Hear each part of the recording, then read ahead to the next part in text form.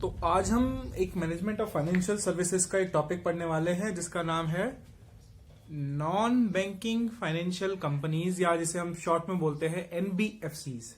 अच्छा, इसमें एक बात ध्यान देने वाली है कि कहीं ना कहीं ये बैंक जैसी होती है, बट इसका मीनिंग, इसका स्कोप, इसका सिग्निफिकेंस सब कुछ थोड़ा अलग होता है बैंक से। हाँ, कुछ मिलता जुलता तो ऑब्वियस सी बात है, होता ही है, क्योंकि फाइनेंशियल कंपनी की बात कर रहे हैं, एक फाइनेंस की बात कर रहे हैं, तो बैंकिंग जब वर्ड आ जाता है तो कहीं ना कहीं वो भी है, बट ये नॉन बैंकिंग है। तो कैसे समझते हैं इसको कि नॉन बैंकिंग फाइनेंशियल कंपनी का मतलब होता क्या है? तो अगर मैं इसकी डेफिनेशन पे जाऊं, जो नॉन बैंकिंग फाइनेंशियल कंपनी की डेफिनेशन होती है वो कुछ इस तरह है कि एनबीएफसी क्या होती है? NBFCs are a company. क्या है? Are a company. अगर ये कंपनी है तो इसका जो रजिस्ट्रेशन होगा, NBFC are a company registered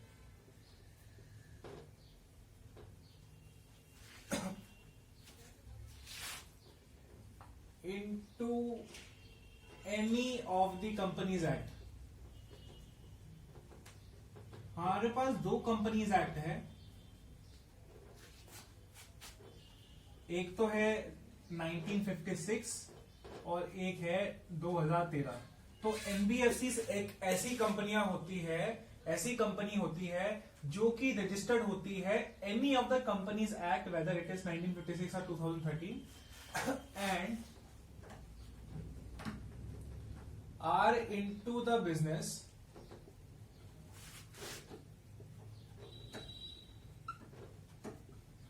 of loans and advances। इसका मतलब क्या है? अभी डेफिनेशन खत्म नहीं हुई और डेफिनेशन को बाइफरकेट करेंगे, बांटेंगे और हल्के हल्के पढ़ेंगे कि डेफिनेशन एक्चुअल में बोलती क्या है, एक्चुअल में डेफिनेशन का मतलब क्या है। तो NBFCs are the company registered into any of the companies act, whether it is 1956 और 2013, and are into the business of loans and advances. Loans and advances क्या होता है समझिए, मैं आपको एक बात समझाता हूं। सबसे पहले बैंक का मतलब समझिए। जो बैंक होता है, बैंक काम कैसे करता है? बैंक आपका डिपॉजिट लेता है, इस डिपॉजिट को, जो ये बैंक जो आपको जो आप इसको डिपॉजिट्स देते हो बैंक को,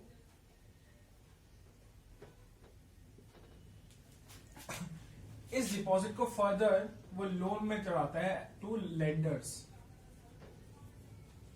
जो डिपॉजिटर्स होते हैं, डिपॉजिटर्स बैंक को डिपॉजिट देते हैं और बैंक फर्दर इसको लोन में लगाता है। तो ये जो लोन में लगाने वाली बात है, यहां पे ये बात हो रही है। तो NBFCs are the company registered into any of the companies act and are, क्योंकि देखो ये कंपनी है तो कंपनी मतलब ये कंपनी तब कहलाई जाएगी जब ये रजिस्टर्ड होगी कोई एक्ट के अंदर, और यहाँ पे एक्ट की बात हो रही है, कंपनीज एक्ट, ठीक है। And are into the business of loans and advances. ये इनका बिजनेस क्या है? ये लोन्स और एडवांसेस देती है इंस्टीट्यूशंस और लोगों को। और क्या है loans and advances? Acquisition of shares, bonds, debentures, इसका मतलब बताता हूं, and other marketable security.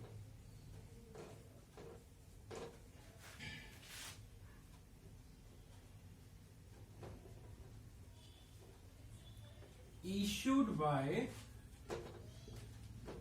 Government और एनी लोकल अथॉरिटी। इसका क्या मतलब है? अगर मैं इसको समराइज करना चाहूं तो यहां पे हम देखें, ये जो एनबीएफसी है ना, एनबीएफसी क्या है? एक कंपनी है, एक कंपनी है, और ये कंपनी तब कहलाई जाएगी जब ये कंपनीज एक्ट में रजिस्टर्ड होगी। ये हमने पढ़ लिया। अब ये 1956 वाला भी हो सकता है, 2013 वाला भी हो सकता है, कोई एक में होनी चाहिए। इनका काम क्या है? बिजनेस जो करते हैं वो क्या है भाई? पहला बिजनेस तो है लोन देना, लोन्स एंड एडवांसेस, एडवांसेस भी लोन जैसे ही होते हैं, एडवांस में पैसा देना। दूसरा एक्विजिशन, एक्विजिशन मतलब बाय करना, लेना, of shares, bonds, debentures and other marketable securities. इसका क्या मतलब है, ध्यान से समझना, थोड़ा ये इंपॉर्टेंट पार्ट है। ये कहता है कि लोन्स तो आप दे ही रहे हैं वो, उसके साथ साथ जो दूसरी कंपनी की शेयर्स होते हैं उनको भी परचेज करती है, और जैसा मार्केट की सिचुएशन होती है, मार्केट अप एंड डाउन जाता है, उसके हिसाब से वो अपना प्रॉफिट कमाते हैं। ठीक है, ये बात बोली गई है। अब बात यहाँ पे एक नोटिस करने वाली है कि प्रॉफिट कैसे कमाती है, क्योंकि भाई अगर एक बिजनेस है तो प्रॉफिट तो कमाएगा ही, है ना। तो ये प्रॉफिट कैसे कमाती है, हमें ये जानना बहुत जरूरी है। तो ये प्रॉफिट कैसे कमाती है, देखो लोन अगर देगी तो फ्री में तो लोन देगी नहीं, क्या लेगी, इंटरेस्ट लेगी। तो लोन से तो आप इंटरेस्ट, एडवांस से interest. Acquisition of shares, bond, debenture, ये क्या होते हैं, ये कैपिटल मार्केट का पार्ट होते हैं, शेयर्स, बॉन्ड एंड डिबेंचर। जब एक कंपनी फंड्स उठाती है पब्लिक से तो शेयर्स इश्यू करती है, बॉन्ड्स इश्यू करती है। बॉन्ड्स मोस्टली गवर्नमेंट इशू करती है, डिबेंचर्स ये mostly company, private companies issue करती है। ये इसलिए इशू करती है कि वो उठाया जाए पैसा, मार्केट से वो पैसा उठाते हैं to fund their long term and short term requirements, और उसके बदले वो अपनी ओनरशिप को डाइल्यूट कर देती है। फॉर एग्जांपल, अगर मैं शेयर्स में किसी कंपनी के ले लेता हूं तो मैं उस शेयर्स के उस एक्सटेंट तक उस शेयर का, उस कंपनी का मालिक बन जाऊंगा जितना मैं उस शेयर्स को ले रहा हूं। तो उसके बदले क्या मिलता है उन्हें, ओनरशिप मिलती है, डिविडेंड मिलता है, प्रॉफिट का हिस्सा मिलता है, और उससे उनका प्रॉफिट बनता है। ठीक है ना, एक तो ये तरीका हो गया।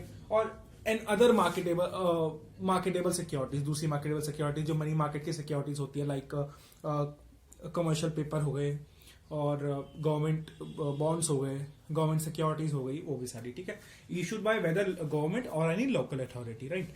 तो और ये हो गई, और ये और भी सर्विस देते हैं, एंड अदर सर्विसेज लाइक, इसी की बात कर रहा हूं। एक मैं इसका एक बड़ा सा बढ़िया एग्जांपल दूंगा, आपको बिल्कुल समझ आ जाएगा कि एनबीएफसी का एग्जांपल सबसे बेस्ट क्या है।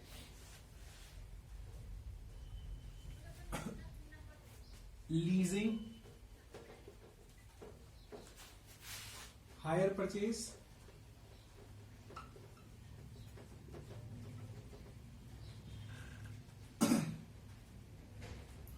Insurance,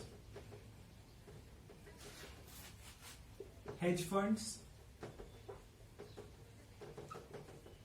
etcetera. अच्छा, इसका क्या मतलब है, ये लोन्स एंड एडवांसेस देती है, ठीक है। Acquisition of shares, bond, debenture, profit कमाने के लिए, ठीक है। तीसरा, इस अदर सर्विसेज भी देती है, अदर सर्विसेज, जो कि हमने देखा। अब एक मतलब समझते हैं। लीजिंग मतलब, ये लीजिंग होता है कि जब आप 99 साल के लिए बोलते हैं ना, 99 ईयर्स के लिए आपने एक जमीन लीज पे दे दी, रेंट के लिए दे दी, उसके बदले आपको रेंट मिलता रहेगा।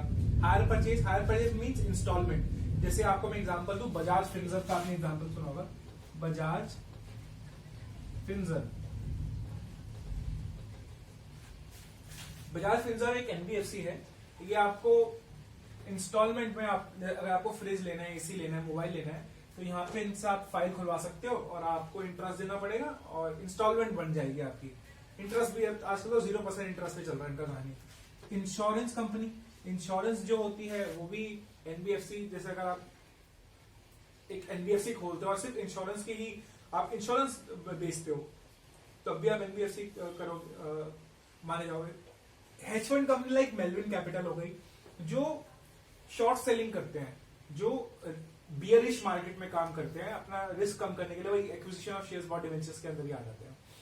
ये शेयर्स में ज्यादा डील करते हैं, शॉर्ट सेलिंग ज्यादा करते हैं। तो एनबीएफसी का मतलब यही था, ठीक है। अब एक और बात यहाँ पे हमने बात करनी है, एनबीएफसी ये तो हो गया जो इंक्लूड करती है। एनबीएफसी एक्सक्लूड क्या करती है, किस चीज को आप एनबीएफसी नहीं बोलोगे।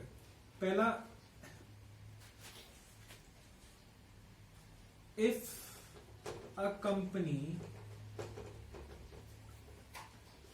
Has a primary business. ये प्राइमरी बिजनेस का क्या मतलब है, ये भी समझेंगे। प्राइमरी बिजनेस ऑफ एग्रीकल्चर और इंडस्ट्रियल रिलेटेड एक्टिविटी,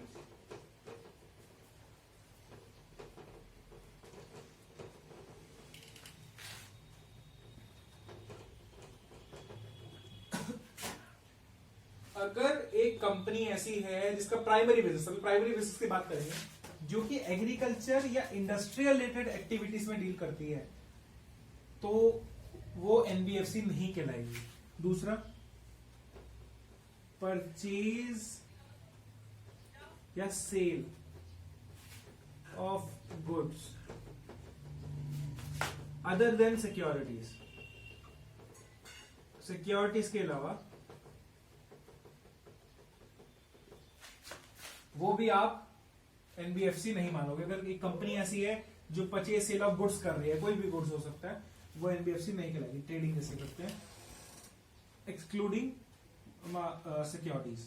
तीसरा, purchase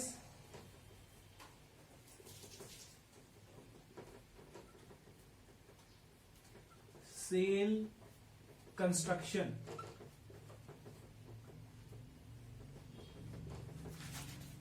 of immovable property, like buildings बना रहे हो, मशीन बना रहे हो, वो भी एनबीएफसी के अंदर काउंट नहीं करेगी। तो ये चीजें हैं जो एनबीएफसी इंक्लूड करती है और ये चीजें हैं जो एनबीएफसी एक्सक्लूड करती है। तो कुछ अब यहां पे हमें एक बात फोकस करी, बार बार एक वर्ड आ रहा था, दैट इज प्राइमरी बिजनेस। हाँ, कि प्राइमरी बिजनेस क्या होता है, समझना मेरी बात। सपोज करो कि एक 100% बिजनेस है, ठीक है, मेरा एक बिजनेस है और मैं ट्रैक्टर बनाता हूं, ट्रैक्टर्स जो चलते हैं ना खेत खलियान में। अब 100% मैं ट्रैक्टर ही बनवाता हूं, तो मेरा ये एक्सक्लूसिव में आ गया, कंडीशन के बाहर आ गया, तो ये मैं एनबीएफसी नहीं कहला सकता। हो सकता है कि मैं 51% अपनी कंपनी में ट्रैक्टर बनाता हूं और 49% मैं शेयर्स में डीलिंग करता हूं। तो शेयर्स में अगर मैं डील करता हूं तो मुझे एनबीएफसी कहलाना चाहिए, बट यहां पे भी मैं एनबीएफसी नहीं कहलाऊंगा, क्योंकि प्राइमरी बिजनेस का क्या मतलब होता है, हमने यहां पे हर बार प्राइमरी बिजनेस देखा है। यहाँ पे जो बिजनेस की बात हो रही है, प्राइमरी बिजनेस की बात हो रही है। प्राइमरी बिजनेस मतलब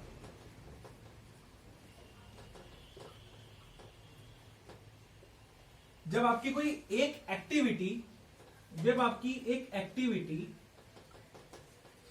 51% या 51% से ज्यादा हो, ठीक है, मोर देन और इक्वल टू 51% हो, that will be your primary activity. Example अगर मैं लूं, अगर मैं एनबीएफसी कहलाना चाहता हूं, तो अगर मैं एनबीएफसी कहलाना चाहता हूं तो अगर मैं 100% लोन्स और एडवांसेस दे रहा हूं, तब तो ये तो भैया 51 से तो ऊपर ही है, तो मैं एज अ एनबीएफसी कहला सकता हूं।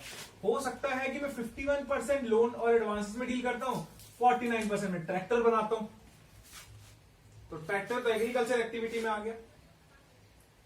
तो ये एनबीएफसी कहलाएगा या नहीं कहलाएगा?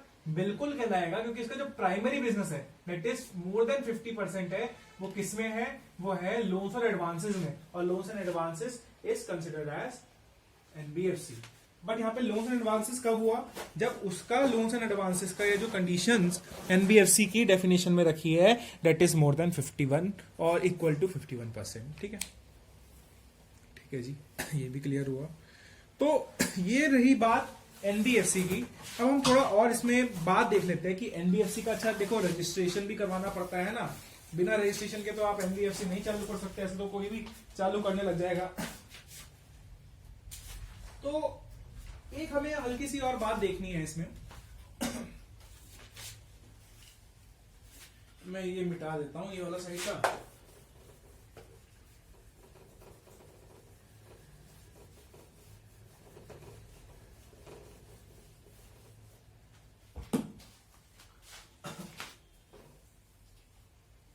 एक एनबीएफसी होती है रेसिडुअरी एनबीएफसी।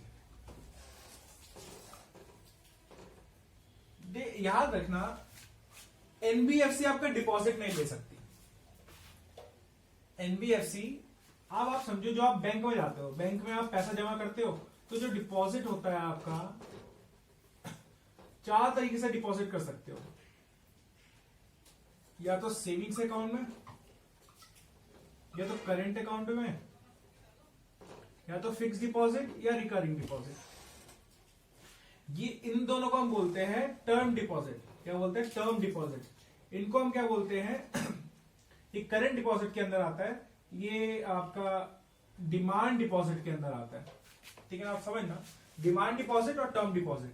आप बैंक में आपको चारों सहूलियत मिलती है, एनबीएफसी में आपको सिर्फ ये 2 चीजें मिलती है, आरडी और एफडी। ये जो डिपॉजिट है, अगर आपको एनबीएफसी में डिपॉजिट करना है तो आप टर्म डिपॉजिट में ही आप डिपॉजिट कर सकते हो। दैट मीन्स या तो आपको फिक्स डिपॉजिट बनानी पड़ेगी या रिकरिंग डिपॉजिट बनानी पड़ेगी। और इसमें जो फिक्स डिपॉजिट और रिकरिंग डिपॉजिट का टाइम होता है वो भी वेरी करता है एज पर बैंक। अब वो बाद में सीखेंगे, पहले मतलब समझिए इसका होता क्या मतलब। रेसिडुअरी एनबीएफसी ऐसी बिजनेस होती है, ऐसी एनबीएफसी होती है जिसका जो प्राइमरी बिजनेस है, प्राइमरी बिजनेस अभी हम देखेंगे प्राइमरी बिजनेस को और अच्छी तरह कैसे बोलते हैं कि इनका जो प्राइमरी बिजनेस है, प्राइमरी बिजनेस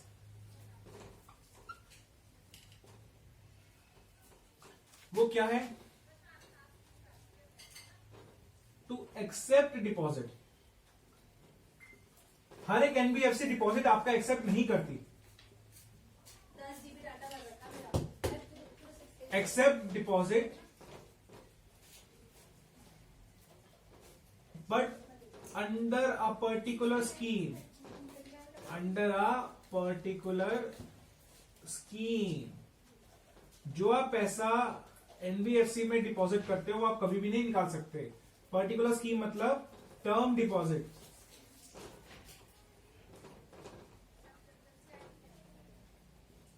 दैट इज या तो एफडी या तो रिकरिंग डिपॉजिट। और इसमें जो एफडी और आरडी का टाइम होता है 1 ईयर से लेके 5 इयर्स का होता है। एक बार जमा कर दिए तो मिनिमम 1 साल तक आप उसको पैसा नहीं निकाल सकते। और प्राइमरी बिजनेस एक तो हो गया एक्सेप्टिंग डिपॉजिट, और दूसरा ग्रांटिंग लोन्स। ऑब्वियसली बात है, लोन तो करेंगे, पैसे कैसे कमाएंगे? ये कोई भी इसमें हो सकता है। ये तो ऐसे पर्टिकुलर स्कीम तो excepting in any scheme grant, अगर वो लोन ग्रांट करते हैं that will be called as residuaries NBFC. अच्छा जी, ये भी क्लियर हो गया। अब हम एक और टॉपिक इसमें पढ़ना है कि कुछ कंडीशन रखी जाती है। ऐसे तो कोई भी एनबीएफसी नहीं खोल सकते आप। अगर आपको एनबीएफसी खोलनी है तो कुछ कंडीशंस है, और एक कंडीशन सेट करता है RBI, reserve bank of India. Reserve bank of India कैसे करता है कि कुछ कंडीशन रखी है, अगर आपको एक एनबीएफसी खोलनी है तो उसके लिए कुछ कंडीशंस है।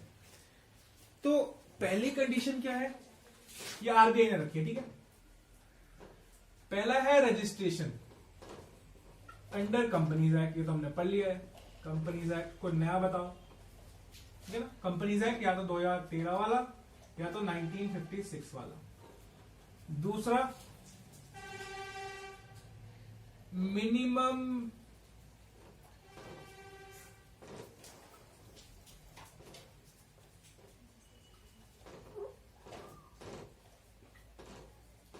नेट ओन्ड कैपिटल, खुद का पैसा कितना चाहिए? ₹2 करोड़ मिनिमम। अगर आप ये 2 फुलफिल करते हो कंडीशन तो आप एनबीएफसी खोल सकते हो। अब यहाँ पे एक बात आती है कि अगर आप आरबीआई के अंडर दी हुई कंडीशन को फुलफिल करते हो तो ऑब्वियस सी बात है आपकी एक्टिविटीज को रेगुलेट भी आरबीआई करेगा, बिल्कुल सही बात है। बट एनबीएफसी का जो नेचर होता है, नेचर ऑफ एनबीएफसी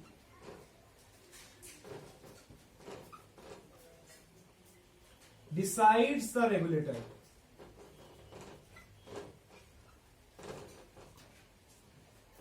एग्जाम्पल,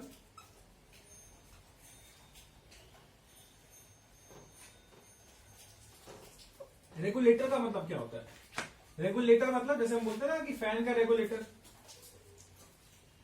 तो रेगुलेटर का काम क्या है? फैन की स्पीड को कंट्रोल करता है। वैसे ही जो ये रेगुलेटर्स होते हैं, ये इनकी एक्टिविटीज ये अपने लिमिट को क्रॉस ना कर दे, उसके लिए रेगुलेटर्स होते हैं। तो अगर एक कंपनी है जो लोन्स और एडवांसेस दे रही है, अगर एक ऐसी एनबीएफसी है, एनबीएफसी ऐसी है जो लोन्स या एडवांसेस दे रही हो, इसको रेगुलेट करेगा RBI, reserve bank of India. दूसरा, अगर एक एनबीएफसी ऐसी है जो स्टॉक ब्रोकिंग या शेयर्स में वेंचर कैपिटल जो आप सीड फंड्स बोलते हैं, जो स्टार्टअप्स को फीड करते हैं, फंड करते हैं, वेंचर कैपिटल,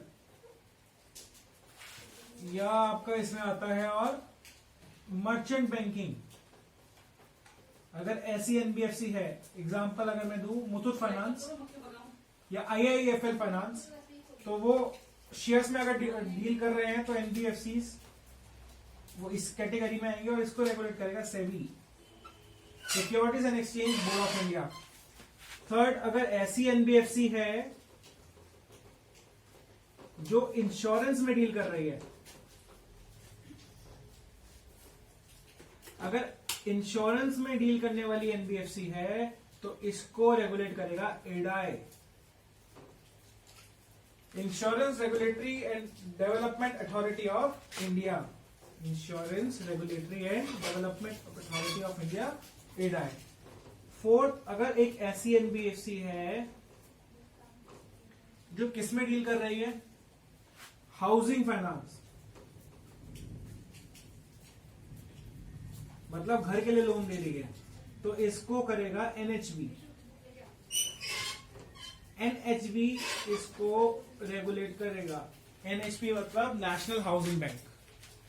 तो इसमें हमने कुछ पढ़ा, समरी में एक बार देखते हैं कि एनबीएफसी होता क्या है। एनबीएफसी क्या है? NBFC the company registered under any of the companies act which is that is 1956 और 2013 and are into the business of loans and advances, acquisition of shares, bond, debenture issued under other than other marketable securities issued by government or local authority, and other services like leasing, hire purchasing, insurance, hedge funds, etc. NBFC क्या include नहीं करती वो हमने देखा। अच्छा, एक और हल्की सी छोटी सी बात रह गई इसमें कि प्राइमरी बिजनेस कब बोलेंगे? प्राइमरी बिजनेस एक चीज को हम तब बोलेंगे जब financial activity as a primary business, क्योंकि फाइनेंशियल एक्टिविटी में, तो financial activity as a primary business कब बोलेंगे? जब उनकी जो टोटल एसेट होगी, जो फाइनेंशियल एसेट होगी, फाइनेंशियल एसेट जो होगी उसका 51% फाइनेंशियल जो टोटल एसेट, जो आपकी जो financial asset like share, bond, debenture, वो कंस्टिट्यूट करनी चाहिए 51% या मोर ऑफ टोटल एसेट। ठीक है, तब आपका financial activity as a primary business या एनबीएफसी कहलाओगे। या दूसरा इसके साथ ही, और income earn from those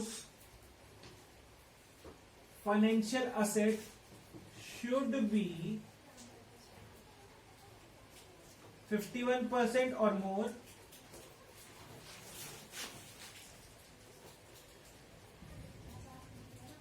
of total gross income। इसका क्या मतलब है? अरे समझिए, आप एनबीएफसी कब कहलाएंगे? जब आपकी जो टोटल एसेट है, आपकी जो टोटल एसेट है वो उसका जो जिसमें जो फाइनेंशियल एसेट का पार्ट है that should be more than 51% और 51%, and income earn from those 51% और more than 51% should be more than your more should be equal to 51% और more than 51% of your total gross income, that उसी condition में आप एक NBFC कहलाएंगे। तो इस वीडियो के लिए इतना ही।